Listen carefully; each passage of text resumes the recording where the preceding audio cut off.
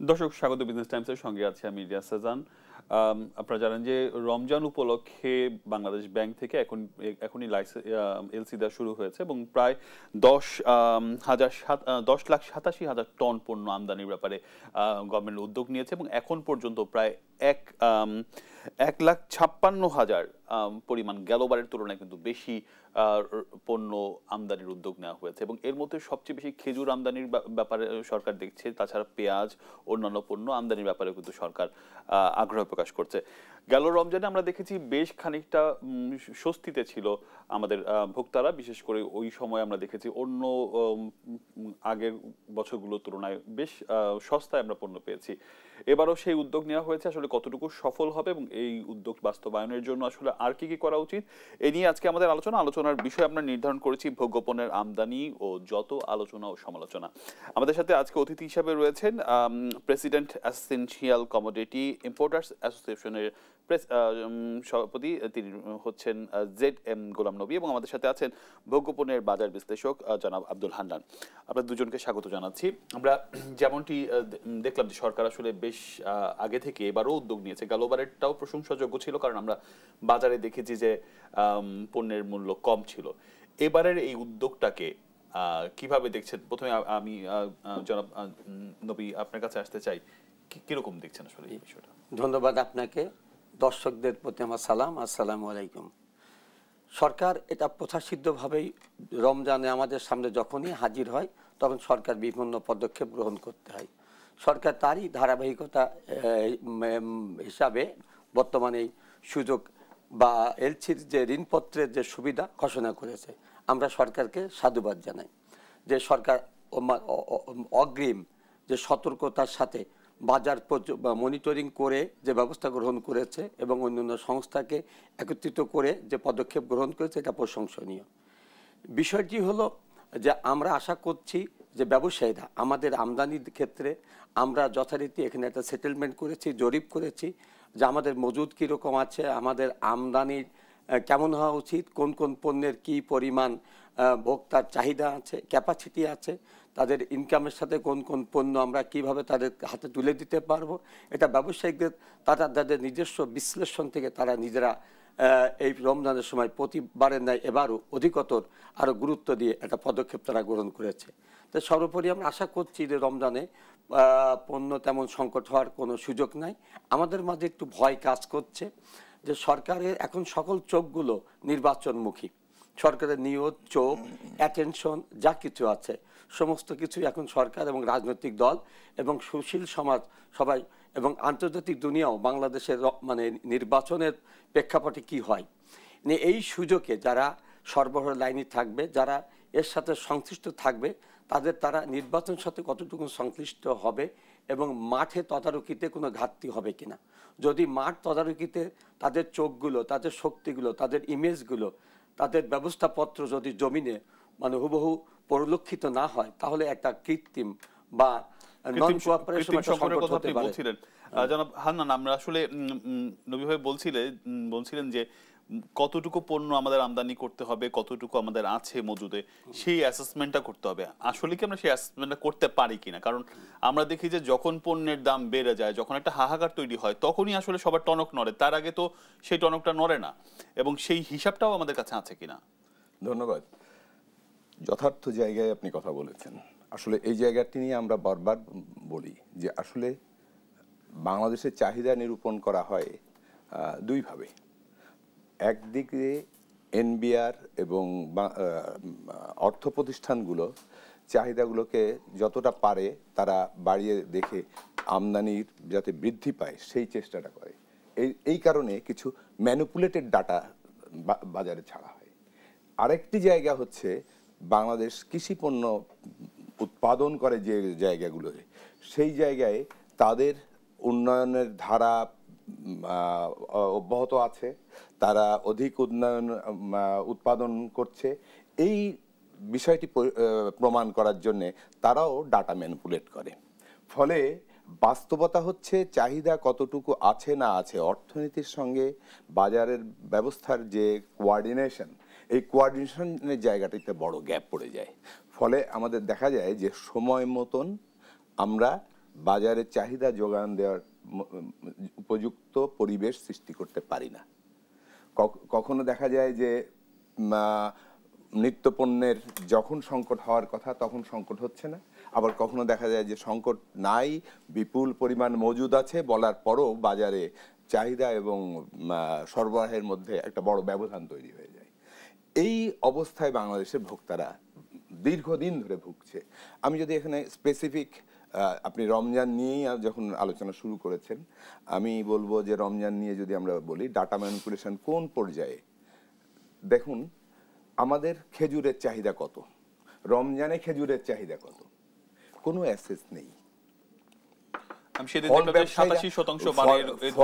ফল ব্যবসায়ীরা যেটি বলছেন, তাদের যে অ্যাসোসিয়েশন, তারা যেটা বলছেন যে তাদের সারা বছরের প্রায় 1 লাখ প্লাস টন খেজুরের প্রয়োজন হয়, তার অর্ধেকের বেশি অর্থাৎ 50+ লাখ হাজার টন হলো শুধু রমজানের কনজাম্পশন। এই জায়গায় কত বড় একটা ম্যানিপুলেশন আছে দেখুন। আমরা গত বছর লক্ষ্য করেছি যারা প্রকৃত ব্যবসায়ী, গত বছরের আগের বছর প্রকৃত ব্যবসায়ী, তারা খেজুর আমদানি করতে পারেননি। খেজুর আমদানি করার কারকদের ভিতরে বড় অংশ আমদানি করেছেন ব্যাংকের এমডির পরিবার থেকে। ফলে হয়েছে কি যে বাজারকে যে সঠিক মনিটরিং, সঠিক সাপ্লাই পরিবেশ রক্ষা করা, এটা সম্ভব হয়নি। ব্যাংকের এমডির পরিবার বলতে এলসি তারা নিজেরা আছে। এই জায়গায় হলো মানি লন্ডারিং এর একটা বড় কারসাজি হয়েছে। এলসি হয়েছে, পণ্য আসেনি, আসলেও পরে এসেছে যত সামান্য, টাকা পাচার করার জন্য এই যে খাতটাকে ব্যবহার করা হয়েছিল। এমনকি চেয়ারম্যান এমডির সন্তান পর্যন্ত আমদানিকারক হয়ে গেছে এবং সবচেয়ে বেশি আমদানি করেছেন এমন নজিরও রয়েছে এই পরিবারগুলোর ভিতর থেকে। এই অবস্থায় সমস্যার সম্মুখীন হয় কারা? হয় হলো ভোক্তারা। আবার গত বছরের জায়গায় যদি আমি আসি, গত বছরের রমজানের সময়ে সারা দেশে একটা প্যানিকি পরিবেশ ছিল। ব্যবসায়ীরা ছিলেন একটা অনিশ্চিত বাজারের টালমাটাল অবস্থায়। তারাও পণ্য কি পরিমাণ আনবেন, কি পরিমাণ বিক্রি হবে, সেল কি, বাংলাদেশের আসলে আগের তুলনায় চাহিদা বাড়বে না কমবে না কি অবস্থায়, এ ব্যাপারেও তারা সন্দিহান ছিলেন। এমন একটি পরিবেশে আমরা দেখলাম কি, আমরা দেখলাম বাজারে অঢেল খেজুর কোত্থেকে এলো? যে পরিমাণ আমদানি হয়েছে তার চাইতে সরবরাহ বেশি। একটাই কারণ, সেটি হচ্ছে আগের যে সরবরাহ ছিল, স্টকে যারা ছিল তারা দ্রুত স্টক রিলিজ করেছে, যেহেতু তারা অধিকাংশ ছিলেন নন ব্যবসায়ী। ব্যবসায়ীরা এক ধরনের মার্কেট ঠিক করছেন, এক ধরনের মূল্য নিয়ে মার্কেটে আসছেন, আর এই পণ্যের যে সাপ্লাই বেড়ে যাচ্ছে, সেটা হয়তো এই যে অবস্থা মৌসুমে আসে, এটাও সত্য। এই যে অবস্থার কারণে আমরা কোথায় যাব? এবার কিন্তু উনি খুব তাৎপর্যপূর্ণ একটা কথা বলেছেন। নির্বাচনের সময় উনি একটা জায়গায় জোর দিয়েছেন, সেটি হচ্ছে যে বাজার তদারকি আসলে সাফিসিয়েন্ট হবে কিনা, এটার উপরে উনি আশঙ্কা ব্যক্ত করেছেন। যদি তা না হয় তাহলে নানান ধরনের মার্কেট নিয়ে নানান ধরনের খেলা চলবে। কিন্তু আমি গুরুত্ব দেব অন্য একটি জায়গায়, সেটি হচ্ছে আমাদের রেগুলার মার্কেটে যে রমজানের যে বাড়তি যোগানটা দিতে হয়, সেই জায়গায় এবার একই সময়ে নির্বাচন হচ্ছে। ফলে নির্বাচনের সময় মার্কেটে মানি সাপ্লাই বেড়ে যায়। হ্যাঁ, আমরা এই প্রসঙ্গে আসবো।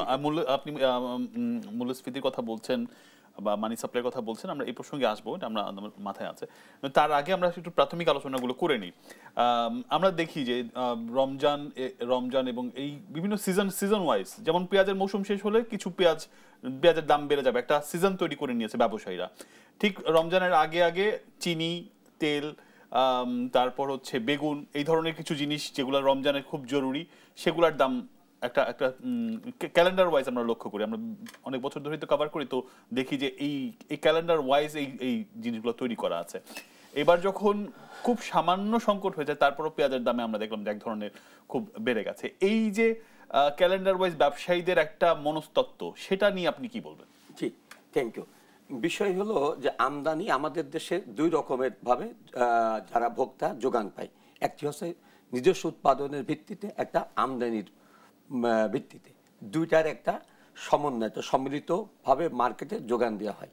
সেই যোগানের সুবিধা ভোক্তা গ্রহণ করে। বিষয়টি হলো যখন একটি আমাদের মজুদ যে উৎপাদিত কৃষি শুমারির ভিত্তিতে যে উৎপাদন হয়, সেই উৎপাদনের আমরা যেটা গ্রহণ করি কৃষকদের থেকে এবং যেটা মজুদ পর্যায়ে চলে যায়, সেটি একটা সময় শেষ হয়ে যায়। যে কারণে আমাদেরকে আন্তর্জাতিক বাজার থেকে আমাদেরকে সেটা যোগান দিতে হয়। এই দুইটার যখন হারমোনি, সম্প্রীতির কোনো ঘাটতি হয়, তখন সেই পণ্যের দাম কৃত্রিম উপায়ে বেড়ে যায়। তখন ব্যবসায়ীরা যারা ফ্রড বা মানে সুবিধাবাদী ব্যবসায়ীরা, তখন তারা দেখে যে এই ঋণপত্রের মাল পৌঁছেছে কিনা, এবং আর যেখানে আমাদের স্থানীয় উৎপাদনের ভিত্তিতে যে পণ্য বাজারে আমরা রেখে দিই, সেখানে ছোটোখাটো মজুতদারিরা সেই সুবিধাটা নিতে থাকে যে বাজারে দাম বেড়েই যাচ্ছে, আমি একটু ধরে রাখি। তখন আমাদের ভোক্তাদের একটা চরম সংকটের মধ্যে আমরা ফেলে দিই।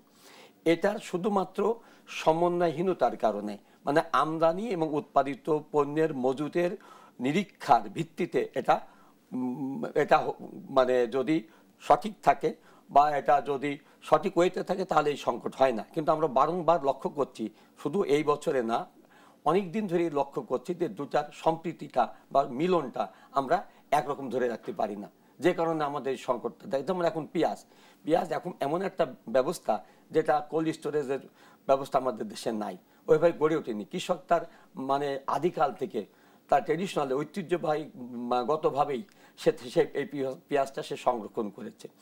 মাঝখানে কিছু কৃষি সম্প্রসারণ অধিদপ্তর তারা কিছু প্রযুক্তি, কিছু নীতি সহায়তায় কৃষককে দিচ্ছে, কিছু যুক্তি তর্ক, কিছু ব্যবস্থাপনা তারা কৃষকের কাছে পৌঁছে দিচ্ছে। কোনো কৃষক এটাকে মেনে নিচ্ছে, আবার কোনো কিছু কৃষক তার আমলাতান্ত্রিক, তার সেই ট্রেডিশনাল ঐতিহ্যগতভাবে তারা সংরক্ষণ করেছে। কিন্তু এখন এসে পেঁয়াজ রক্ষা করা যাবে না, কারণ এখন পেঁয়াজ রক্ষা করলে পেঁয়াজের অত্যধিক পচন ধরে এবং পেঁয়াজ একটা তাপে থাকে, আর এবং পেঁয়াজ ওজন ছেড়ে দেয়, যে কারণে এখন এই পেঁয়াজের কৃত্রিম একটা সংকট দেখা দিয়েছে। কিন্তু অচিরেই কাছাকাছি সময় আমাদের যে মুড়ি কাঠি যেটাকে বলি, আগাম জাতের যে পেঁয়াজটা এই কিছুদিনের মধ্যে ঢুকে যাবে, তখন এই সংকট আমাদের থাকে। আমরা দেখছি এর মাঝখানে ব্যবসায়ীরা দাবি করছিল যে আমদানি করতে হবে। গভর্নমেন্ট শেষ পর্যন্ত আমদানির ব্যাপারে এখনো উদ্যোগ নেয়নি, বলছে আমরা আরো কিছুদিন দেখবো। হ্যাঁ, না, এটা গভর্নমেন্ট সঠিক করেছে, কেন কৃষকের তো বাঁচাতে হবে। কৃষক যদি আমদানির কথা বলা হয়, তাহলে এখানে মানে ক্ষতিগ্রস্ত হবে কৃষক, কেন কৃষকের আগাম যে পেঁয়াজটা আমাদের হাতে কিছুদিনের মধ্যে দিয়ে দেবে, তখন কৃষক সেখান থেকে ন্যায্য মূল্য পাবে না। আর আমদানি পেঁয়াজের থেকে বর্তমান নতুন যে পেঁয়াজ আসবে, তার টেস্ট, তার মজাটা ভিন্নতর। জি, আমাদের একটা বিরতি নেওয়ার সময় হয়েছে, মানে আমরা আলোচনা করছিলাম মূলত এই আমদানি সঠিক হিসাব আমাদের আছে কিনা, আমাদের মজুদ কি পরিমাণ আছে সেটি আছে কিনা, এগুলো আরেকটু আলোচনা করবো। একটু থাকুন আমাদের সাথে। জি দর্শক, আলোচনা করছিলাম ভোগ্যপণ্যের আমদানি এবং আলোচনা সমালোচনা। আমরা একটা বিরতি নিচ্ছি, ফিরছি কিছুক্ষণ পর, সঙ্গেই থাকুন।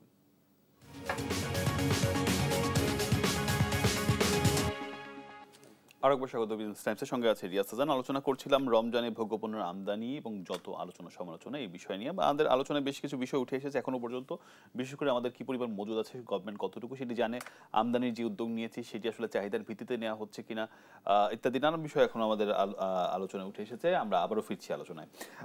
আমাদের জন্য আলোচনার জন্য আছেন জেড.এম. গোলাম নবী, তিনি হচ্ছেন president essential commodity importers association, এবং আমাদের সাথে আছেন ভোগ্যপণ্যের বাজার বিশ্লেষক আব্দুল হান্নান। জনাব হান্নান, আপনার কাছে আসতে চাই এবার।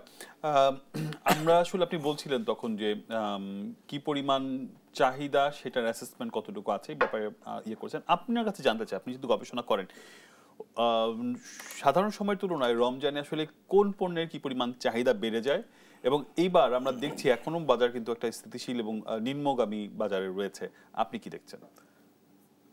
অন্যান্য বড় তুলনায় এবার আসলে আমরা রমজান নিয়ে প্যানিকি হওয়ার কোনো কারণ নেই।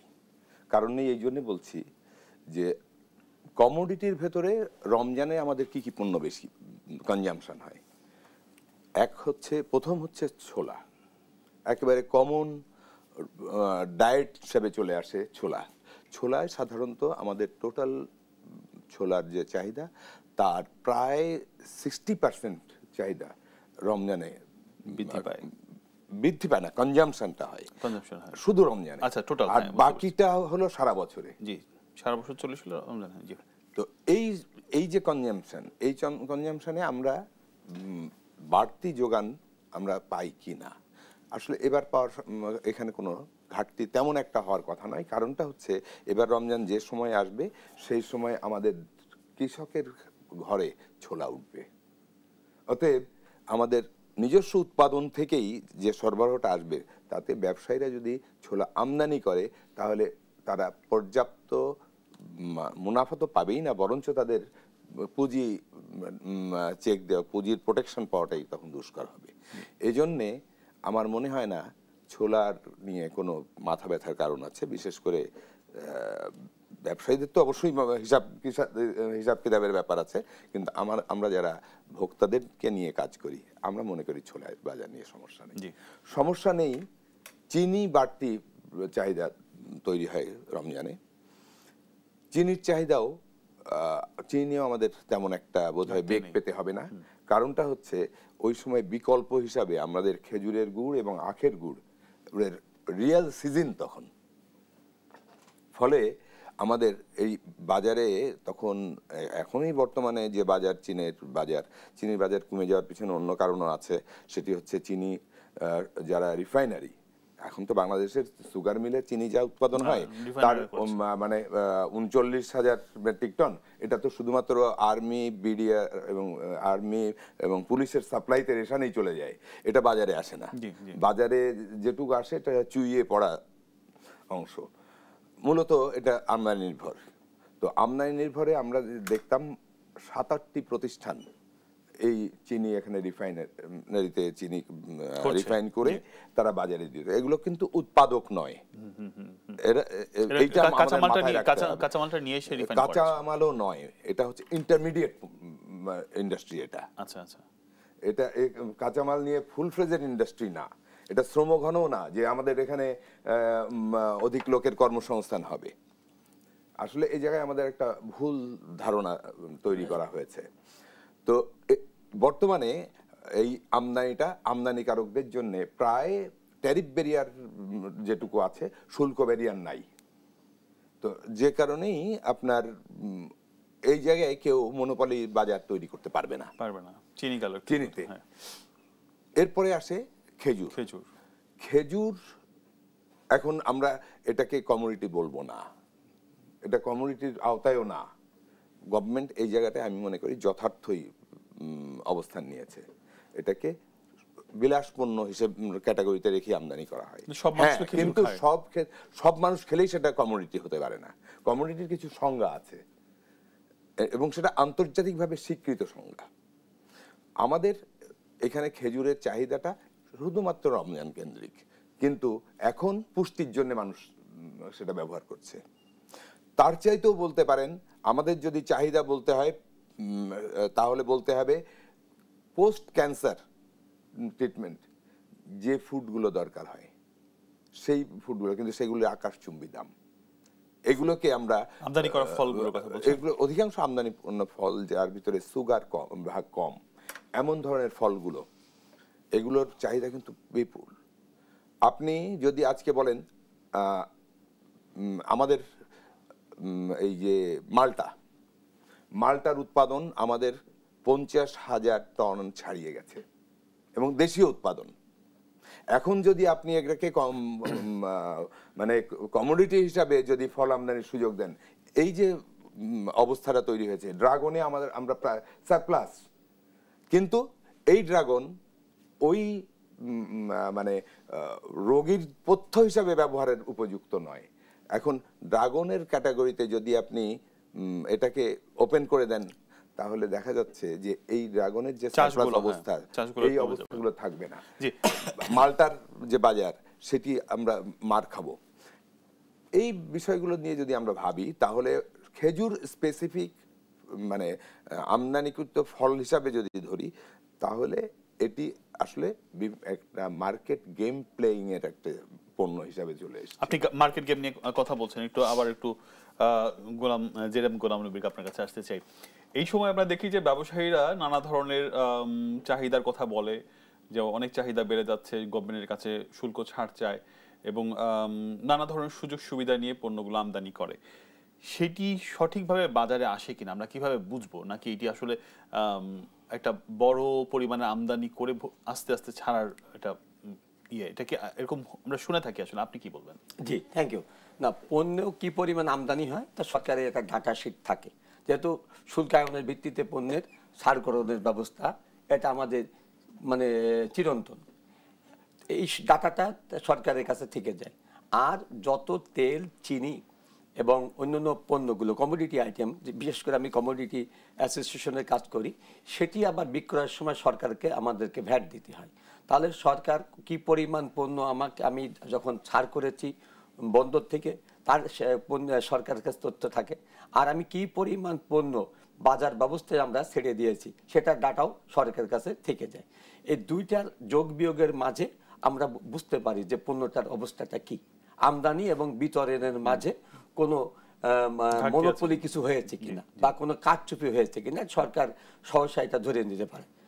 দ্বিতীয়ত, এখানে যে বিষয়টি হচ্ছে, আমরা একটা মুসলিম প্রধান দেশ, মুসলিম জনগোষ্ঠী, এখানে আমরা ওই যে আপনি প্রথমে বলেছেন, আমার ভাইজান আনন্দ ভাই বলেছেন, ধন্যবাদ। বিষয়টি হলো আমরা রমজানে কি কি পণ্য আমাদের লাগে, এটার একটা বাস্তব পরিসংখ্যান আমাদের থাকা দরকার।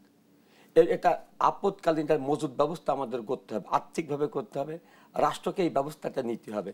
শুধু রমজান সামনে করে রমজান করে যদি আমরা মুখে ফেনা তুলে দিই, তাহলে রমজানের সুবিধা রমজানের মুসলিম জনগোষ্ঠী বা যার ধর্মীয় অনুভূতি জনগোষ্ঠী এটা পাবে না, এই স্বাদ তাদের আমরা দিতে পারবো না।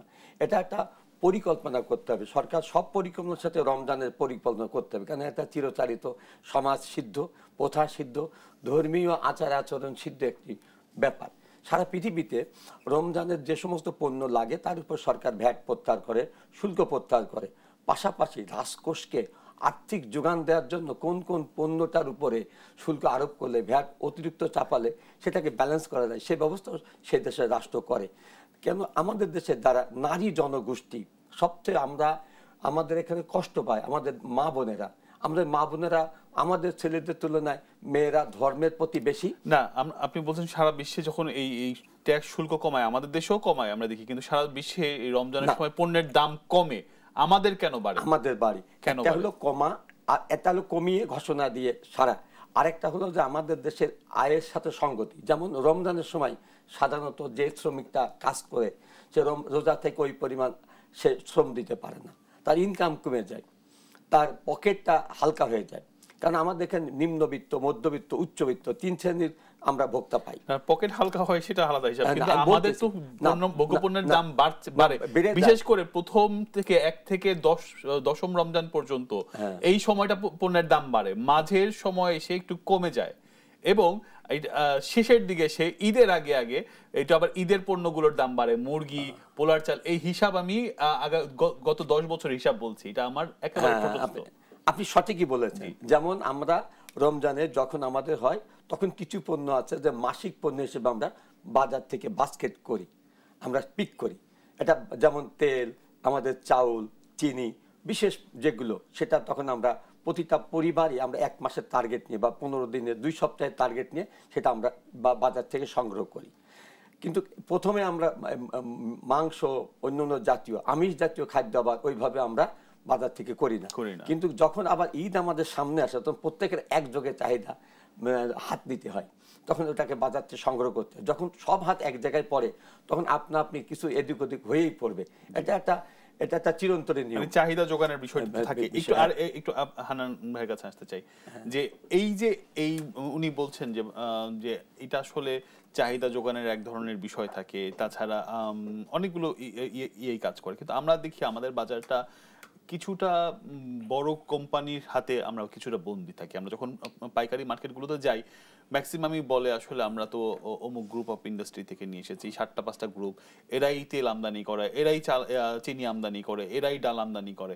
তো এই যে বড় অঙ্কের টাকা দিয়ে বড় অঙ্কের জিনিস যারা আনে তাদের কাছে তো আমরা একরকম বন্দী থাকি নাকি? বন্দী তো অবশ্যই, কারণ আমার দেশীয় উৎপাদন যদি না থাকে, আমাকে যদি আমদানি নির্ভর বাজার হয়ে যায়, আমার পুরো মার্কেট যদি আমদানি নির্ভর হয়ে যায়, তাহলে আমরা তো সেই আমদানিকারক তো ব্যাপকভাবে বাজারে সাপ্লাই দেয় না। তাদের সংখ্যা সবসময় সীমিত থাকবে, সেটা ক্ষুদ্র আমদানিকারক হোক আর বৃহৎ আমদানিকারক হোক। এই জায়গাটাই আমাদেরকে একটু ভাবতে হবে। আমাদের এখানে প্রতিযোগিতা কমিশন নামে একটা প্রতিষ্ঠান আছে। বাংলাদেশে এই প্রতিষ্ঠানের জন্ম হয়েছে আজ 1 যুগ আগে, অথচ এই প্রতিষ্ঠানের কোনো কার্যকর ভূমিকা নেই বাজারে। নেই বলেই কিন্তু মনোপলি এবং অলিগোপলির এক ধরনের মিশ্র প্রভাব আমাদের টোটাল বাজারের উপরে আসে, যার এটা হলো তাত্ত্বিক দিক। আর এই তাত্ত্বিকের বাস্তব দিকটা হচ্ছে যে বাজার এখন কনজিউমার গুডসগুলোর ভিতরে ক্ষেত্রে যদি আমরা দেখি, তাহলে আমাদের কর্পোরেট ব্যবসা এখানে এই জায়গাটাকে এমনভাবে ধরেছে যে জায়গা থেকে বের করে এসে ক্ষুদ্র আমদানিকারকরা আসলে বাজারকে নিয়ন্ত্রণ করতে পারে না। ক্ষুদ্র বাজার ব্যবসায়ীরা, আমদানিকারকরা তখনই বাজার নিয়ন্ত্রণ করতে পারবে যখন এই জায়গাটি সবার জন্যে লেভেল প্লেগ্রাউন্ড হবে। আসলে লেভেল প্লেগ্রাউন্ড আমরা দেখি যে লেভেল প্লেগ্রাউন্ডের জন্য দুটো ফ্যাক্টর কাজ করে। একটা হচ্ছে প্রোটেকশন কাকে দেওয়া হচ্ছে, সরকার কি করতে পারে। সরকার নিজে আমদানিকারক নয়, মার্কেট ইকোনমিতে নিজে আমদানি করে না, কিন্তু ক্ষুদ্র আমদানিকারককে প্রোটেকশন দেওয়া হচ্ছে না কর্পোরেট ব্যবসায়ীকে প্রোটেকশন দেওয়া হচ্ছে। আমরা বরাবর দেখে আসছি যে কয়েকটি 6টি থেকে 11টি পণ্য ভেদে কোনো পণ্যে 6টি, কোনো পণ্যে 11টি বড় হাউস, কর্পোরেট হাউস আপনার প্রোটেকশনগুলো নিচ্ছে। আর তার সাথে যে প্রতিযোগিতা করবে যারা, মার্কেটকে প্রতিযোগিতার জায়গায় রাখবে যারা, সেই ক্ষুদ্র আমদানিকারকদের সুযোগ সুবিধার জায়গাটি অনেক, ব্যবধানটা অনেক। আমরা দেখি শুধু এটা না, আমরা দেখি প্যাকেটজাত করেও, প্যাকেজিংটা অন্য ভিন্ন ব্যাপার। প্যাকেজিংটার আমরা সমালোচনা যেমন করি, এর যৌক্তিক দিকও আছে, সুবিধাও আছে। তো আমরা এই প্যাকেজজাত করার কাজটি আবার একটা ক্ষুদ্র ইন্ডাস্ট্রিও করতে পারতো। এগুলো ইন্ডাস্ট্রিয়াল মানে এসএমই খাতকে কিন্তু বাড়াতে পারতো, কিন্তু সেই জায়গাটায় আমাদের ওই যে মনোপলির জায়গাটা, পুঁজির ক্ষেত্রে আসলে এসএমইরা যা পেরে ওঠে না, এটাও সত্য। একটা বিরতি নেওয়ার সময় হয়েছে, একটু থাকুন। দর্শক, আলোচনা করছিলাম রমজানে ভোগ্যপণ্যের আমদানি এবং যত আলোচনা সমালোচনা বিষয়টি নিয়ে। আমরা নানা বিষয়ে আমাদের আলোচনায় উঠে এসেছে। আমরা জানি যে নির্বাচন সামনে রয়েছে, নির্বাচনে এক ধরনের অর্থের প্রভাব বাড়বে, তখন আসলে মূল্যস্ফীতি তৈরি হবে। এই বিষয়টা কিন্তু রমজানের সময়ই হবে। আমরা একটা বিরতি নিচ্ছি, ফিরছি বিরতির পর।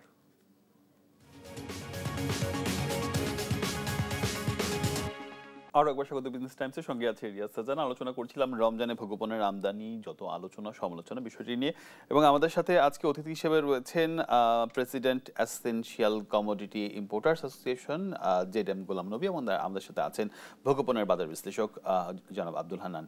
আমরা শুরুর দিকে যে প্রসঙ্গটি আপনি তুলেছিলেন যে আসলে নির্বাচন আসলে এক ধরনের টাকার ফ্লো বেড়ে যাবে, কারণ এখানে বড় ধরনের ফান্ডিং, বড় ধরনের আর্থিক চালাচালির বিষয় রয়েছে।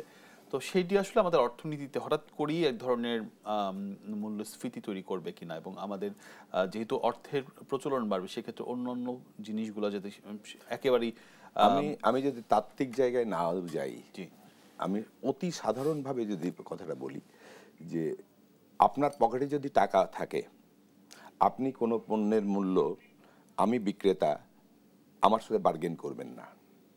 তখন আপনার দুই ধরনের মানসিকতা কাজ করে। প্রথমত, আমি অন্য সময় কিনতে পারি না, এখন আমার টাকা আছে, এখন আমি কিনতে হবে, আমি কিনবো, এটা একটা মানসিকতা।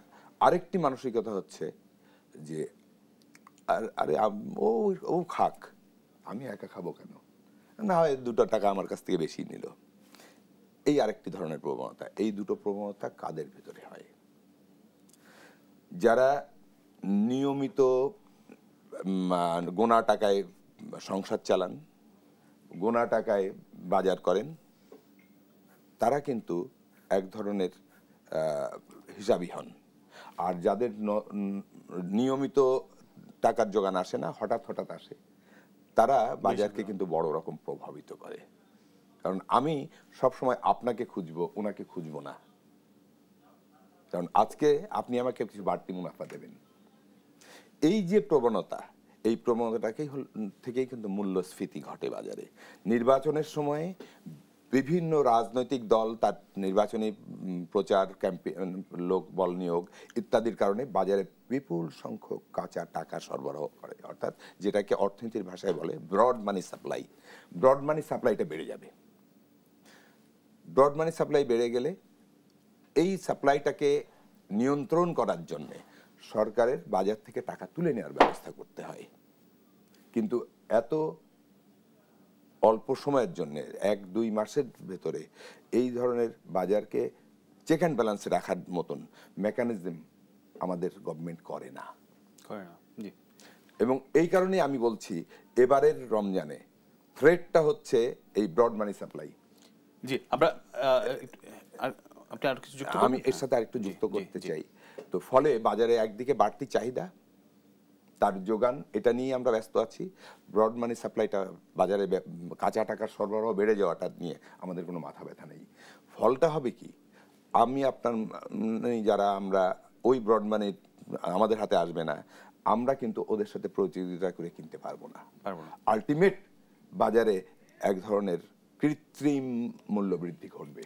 জি, আমরা জানি যে এই সময় এসে বিভিন্ন অধিদপ্তর নানা ধরনের ইয়ে করে আর কি, বাজার মনিটরিং করে। আপনি একদম শুরুর পার্টে আপনি বলছিলেন মনিটরিং এর কথা, কিন্তু আমরা ব্যবসায়ীদের এই মনিটরিং নিয়ে এক ধরনের আপত্তি দেখি। কারণ তারা যেটা বলছে এটা আসলে একটা হ্যারাসমেন্ট পর্যায়ে চলে যায় কিনা, এবং কিছুটা লোক দেখানো কিনা। কারণ আমরা দেখি যখন তারা বাজারে যায় বেশ কিছু ক্যামেরাকে বলে, এবং ক্যামেরা যতক্ষণ থাকে ততক্ষণই তারা মনিটরিং করে, ক্যামেরা শেষ তারা যে যার মতো করে চলে যায়।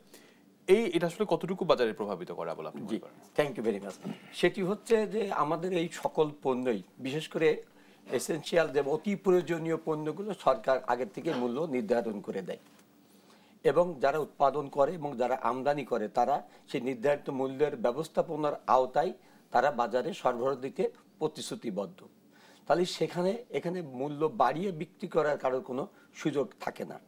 যদি থাকে সেখানেই যারা তদারকি ব্যবস্থা থাকে সেখানে তারা কাজ করবে। তাদের কাজ সর্বত্র না, যে সরকার নির্ধারিত মূল্যের বাইরে মালের চাহিদা অ্যাভেলেবল থাকা সত্ত্বেও মানে অতি মূল্যে বাজারে বিক্রয় হচ্ছে কিনা সেটা একটা করবে।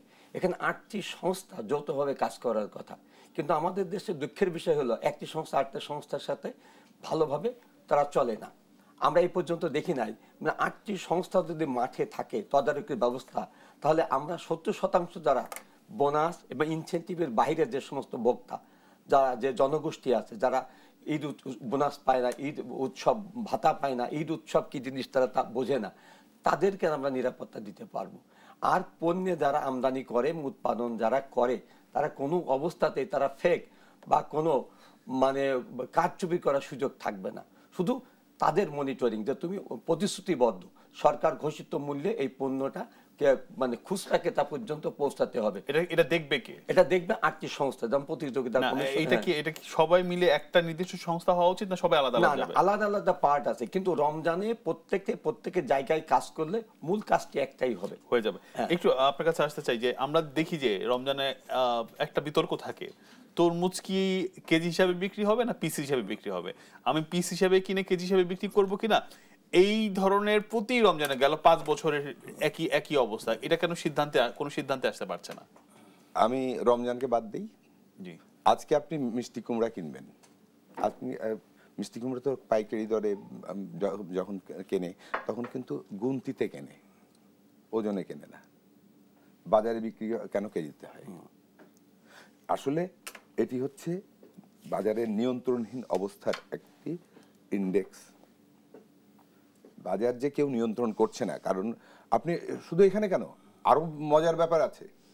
আপনি কৃষি পণ্যের ক্ষেত্রে যান, ধান, চাল, পাট ইত্যাদি কৃষক যখন বিক্রি করে তখন কিন্তু 40 কেজিতে মন নয়, 50 কেজি, তখন কোথায় 42 কেজি, কোথায় 45 কেজি। আমের ক্ষেত্রে কখনো 45 কেজিতে মন হয় কেন? এই যে ইউনিটটা কি হবে এইটা দেখার কেউ নেই। পাইকারি বাজারের ইউনিট একরকম, খুচরা বাজারের ইউনিট একরকম। আপনি ভোক্তা অধিকার সংরক্ষণ অধিদপ্তর এইগুলো নিয়ে ছড়ি ঘোরালে তো চলবে না। তাদের মূলত তাদের দায়িত্বটা কি? তাদের দায়িত্ব বাজার মনিটরিং, মানে কি দামে বিক্রি করছে কি বা কিভাবে বিক্রি করছে সেটা নয়। কেউ বাড়তি মুনাফা করছে কিনা সেটা দেখার জন্য আমি ভোক্তা যখন তাকে কমপ্লেন করব, সাথে সাথে সেই জায়গায় তাকে অ্যাক্ট করার কথা। সেইটা না করে বাজার তদারকির কাছে তাকে সে প্রাধান্য দিচ্ছে বেশি। এই জায়গাগুলোতে আসলে কাজ করার আছে। এখানে মূল কাজটা হলো আমাদের যদি উপার্জিত আয়ের দিয়ে ব্যয় করার জায়গাটি যদি ধরা হতো, যদি আমার এনবিআর কর প্রদানকারী কিনা, আমি যখন বাড়তি টাকায় যখন ইনভেস্ট করে কিছু কিনছি, আমি যখন 10,000, 15,000, 20,000, 50,000 টাকার পণ্য কিনছি, আমার সেই পণ্যটি আপনার উপার্জিত টাকা না অনুপার্জিত টাকা, সেইটা দেখার দায়িত্বটা দিয়ে এনবিআর পালন করতো। যেটি একটু আগে আমরা অনানুষ্ঠানিক অনিয়াতে কথাগুলো হচ্ছিল না, অফ ইয়ার আমি কথা বলছিলাম যে ভারতে মাত্র আপনার কয়েক হাজার কর্মী দিয়ে বাজারটাকে তারা নিয়ন্ত্রণ করে, ডিউ টু তারা এই জায়গাটিকে ট্যাক্স ব্যবস্থাটাকে সেখানে হাত দেয়। আমাদের হাতে আর 1 মিনিট আছে, একদম শেষ দিকে আপনি কিছু যুক্ত করবেন কিনা শেষ পয়েন্ট হিসেবে? আমরা অনুরোধ করছি যে যেহেতু আমদানির ব্যবস্থাপন পত্রে আমরা যথেষ্ট সজাগ আছি, এখন আমরা সরবরাহ মানে ব্যবস্থায় যদি আমরা সক্রিয় থাকি আর বাজার মনিটরিং ব্যবস্থা যদি আমাদের জোরালো থাকে, যারা দায়িত্বে আছে, যারা এই পবিত্র দায়িত্বে যাদের স্ক্যান্ডে যারা ক্যারি করছে, তারা যদি এই দায়িত্ব পালন করে, তো মালের আমদানি, উৎপাদন এবং এই সরবরাহ ব্যবস্থা তিনটার সমন্বয়ে যদি আমরা সবাই একসাথে কাজ করতে পারি, তাহলে আজকে এই রমজানের যে সংকট, রমজান বলে যে স্লোগান রয়েছে, আমরা এটা থামাতে পারবো। আমরা প্রত্যাশা করি রমজানের এই সংকটটি কাটবে। দর্শক, আমরা বিভিন্ন বিষয় নিয়ে আলোচনা করছিলাম। বিশ্বের বিভিন্ন দেশে যখন আসলে পণ্যের দাম কমে রমজান এবং বিভিন্ন উৎসবকে কেন্দ্র করে, আমাদের দেশে কেন বাড়ে, এটি আসলে সবচেয়ে বড় প্রশ্ন। আসলে নৈতিকতার বিষয়। অতি মুনাফার যারা করতে চায় তাদের আসলে নিজেদের নৈতিকভাবে এটা ভাবতে হবে। আসলে একই সাথে সরকারি পর্যায়ে এবং আমদানি পর্যায়ে যে উদ্যোগ নেওয়া হয়েছে, যদি সবাই একসাথে কাজ করে সেটি সফল হবে। আলোচনা হচ্ছিল নির্বাচন প্রসঙ্গে। নির্বাচনে বেশ খানিকটা অর্থ যখন বাজারে বেড়ে যাবে তখন কিন্তু আসলে পণ্যের দাম বাড়তে পারে, সেদিকেও লক্ষ্য রাখতে হবে। বলা হচ্ছিল যে এখান থেকে কিছু টাকা গভর্নমেন্ট তখন বাজার থেকে তুলে নিলে এই সংকট হয়তো কাটবে। অনেক ধন্যবাদ আমাদের সাথে যুক্ত হওয়ার জন্য। আগামী পর্বে আবারও নতুন কোনো অতিথি নিয়ে আমরা থাকছি একই সময়। সঙ্গেই থাকুন দেশ টিভির।